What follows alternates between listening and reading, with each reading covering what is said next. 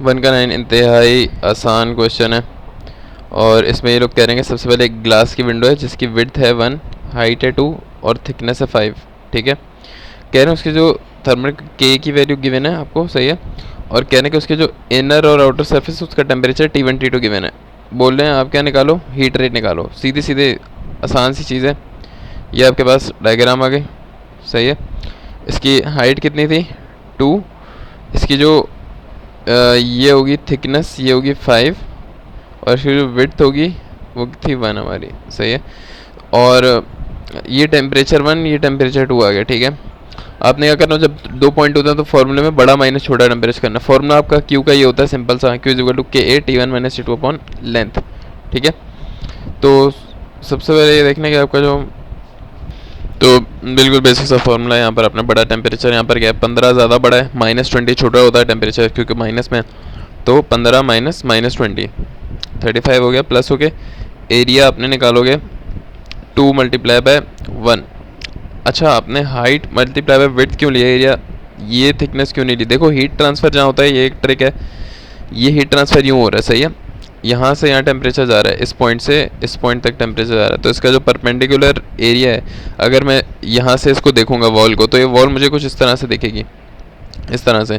इसका जो ये विड्थ है ये 1 है, इसकी जो हाइट है ये 2 है और ये जो इसकी थिकनेस है ये 5 है।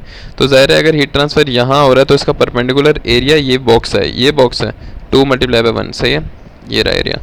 तो बस यहाँ से आपके पास ये आ गया। अगले पार्ट में ये लोग कह रहे हैं, देखो लोगों ने नीचे भी आपको दे दिया है हिंट के आपने जो एरिया है वो 1/2 वाला लेना है, सही है, और एयर की के वैल्यू दी हुई है। अगला सवाल में लोग कह रहे हैं कि थोड़ा, अब हमने क्या किया कि 2 पेन कंस्ट्रक्शन यूज़ किया, मतलब 2 ग्लास विंडो यूज़ किया। पहले एक थी, अब 2 हो गई।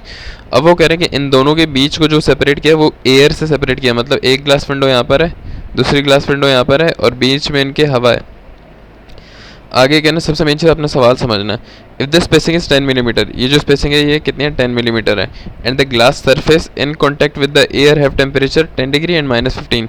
इसका मतलब जो ग्लास की सरफेसेज हैं, सरफेसेज एक, देखो ये वाली सरफेस तो हवा से कॉन्टैक्ट नहीं है ना, इन लोगों ने क्या बोला बीच में सिर्फ हवा है, और वो सरफेसेज दोनों ग्लास की जो हवा से कॉन्टैक्ट में है, मतलब एक ये वाली सरफेस और एक ये वाली सरफेस, इसका टेम्परेचर है 10 एंड -15। तो इसका टेम्परेचर है 10, इसका है -15। आपने क्या लिखा, what is the rate of heat, वही चीज़ निकालनी है, क्यू निकालना है इस बार। लेकिन के यहाँ पर आप जो यूज़ करोगे के की वैल्यू, कंडक्शन की वैल्यू, वो इसकी नहीं यूज़ करोगे, ग्लास की नहीं यूज़ करोगे, एयर की यूज़ करोगे, क्योंकि अब हीट एयर में से जा रही है, एयर में से एयर तक जा रही है। ठीक है, तो ये 2 टेम्परेचर आ गए आपके पास, ये रहे T1 T2, वही T1 माइनस T2 करोगे 25 आ जाएगा, 10 माइनस -15 25 हो गया। एरिया वही सेम आएगा आपके पास, और यहाँ पर नीचे लेंथ चेंज हो जाएगी। एरिया सेम क्यों आएगा आपके पास, क्योंकि ये जो आपके पास एयर है, इस एयर को भी जब मैं यहाँ से व्यू करूँगा तो ये सेम एरिया है 2/1, हीट यूँ ट्रांसफ़र हो रही है, एरिया इसका सेम है। जबकि अगर मैं इसको यहाँ फ्रंट से देखता हूँ तो ये वाला व्यू बनेगा, और फ्रंट से इसकी लेंथ भले ज़्यादा है लेकिन जो एरिया है वो इसका 2/1 है, सही है ना। तो इसकी लेंथ बिल्कुल चेंज होगी, जो नीचे फॉर्मूले में लेंथ है। देखो पिछले वाले का 5 ली थी, यहाँ पे 10 ली हमने, क्योंकि ये इसका 5 था और ये इसका 10 है। तो बस ये बिल्कुल बेसिक सवाल है।